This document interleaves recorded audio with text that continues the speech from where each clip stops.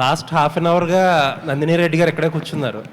కాన్స్టెంట్గా మీ గురించి చెప్తూనే ఉన్నారు నాన్ స్టాప్గా. అసలు తేజ అలాగా, తేజ ఇలాగా, తేజ అలా అని ఆలోచించేవాడు, ఇలా ఆలోచిస్తాడు అంట. But I can say that ఆవిడ చెప్పిన దాంట్లో ఎగ్జాజరేషన్ ఏం లేదు. I know how ambitious you are. హనుమాన్తో ప్రూవ్ చేసుకున్నారు. ఏంటంటే చాలామందికి, చాలా పెద్ద హీరోస్ కూడా ఒక పెద్ద హిట్ కొట్టాక తర్వాత సినిమా కంటిన్యూషన్ ఎలా ఉండాలి ఏంటి అనే కన్ఫ్యూజన్ ఉంటుంది. చాలా కేసెస్లో అది అందుకోవడం కూడా చాలా కష్టం. ఆడియన్స్ నుంచి కానీ క్రిటిక్స్ గురించి కానీ ఒక డౌట్ ఉంటుంది. ఏంటంటే ఆబ్వియస్గా అందుకోలేరు అనే ఫిక్స్ అయిపోతారు అందరూ. బట్ గ్లిమ్స్ చూస్తుంటే you are on track and all the best. Thank you sir, thanks lot. మీరు అన్నట్టు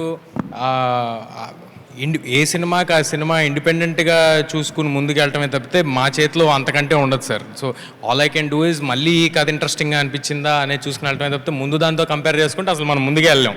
బట్ టైం బాగుందేమో, అది అలా కలిసి వస్తున్నాయి. అది 100% మీరు క్యాలిక్యులేట్ చేయకపోయినా బాగా వర్కౌట్ అయ్యింది. అది 100%. ఇలాంటి కథ నా వరకు రావటం అనేదే అది టైం బాగుండటం, స్టార్స్ అలైన్ అవటం, టైం బాగుండటం డెఫినెట్గా. లేదండి, looks like event films hero అనిపించుకునేలా ఉన్నారు. ఏదండి? ఈవెంట్ ఫిల్మ్స్ హీరో అనిపించుకునేలా ఉన్నారు. అసలు అంతకంటే గొప్ప అదృష్టం ఏమైనా ఉంటుందా సార్? అంటే మేము చేయటం కాదు సార్, ఆ సినిమాని చేయడానికి నిరంజన్ రెడ్డి గారు, ప్రశాంత్ గారు ఎలాగైతే ముందుకొచ్చి ధైర్యం చేసి అలా చేశారో, ఇవాళ మా విశ్వ గారు ఆయన ధైర్యం చేసి ఆయన బ్యాక్ బోన్గా ఉండి ఆయన ఇచ్చే సపోర్టు అంతా ఇంత కాదండి. మాదేముంది, మేము జస్ట్ డ్రీమ్ చేసి ఇలా చేద్దాం అనుకుంటున్నాం. But I can tell you one thing for sure, విశ్వ గారు పెట్టుకున్న నమ్మకానికి మేము 100% పనిచేసి అక్కడ మీరు చూడబోయే విజువల్లో మేము అంటే the visual will be much bigger than what resources we have today. Looking forward. Thank you sir. Karthik గారు.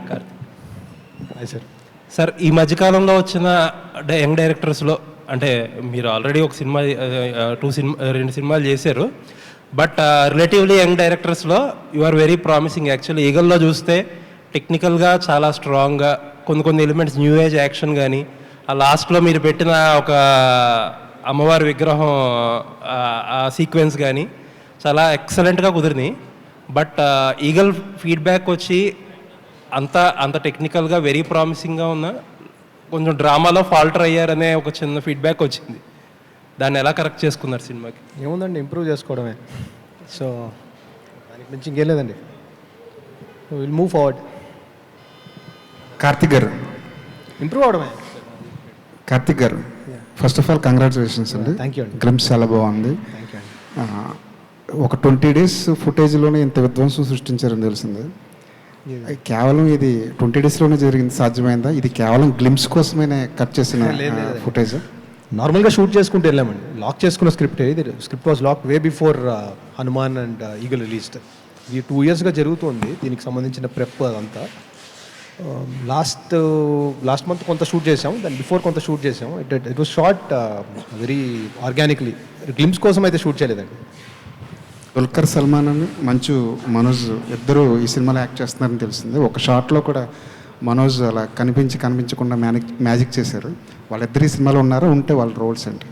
మనోజ్ గారి గురించి మాత్రం నేను May 20th ఆయన బర్త్డే రోజు అనౌన్స్ చేద్దామని అనుకుంటున్నామండి. ఆయన is playing a massive force in this film. అంతకుమించి ఇప్పుడు యాజ్ ఆఫ్ నౌ పాయింట్ కాదని అనిపించింది అంతే.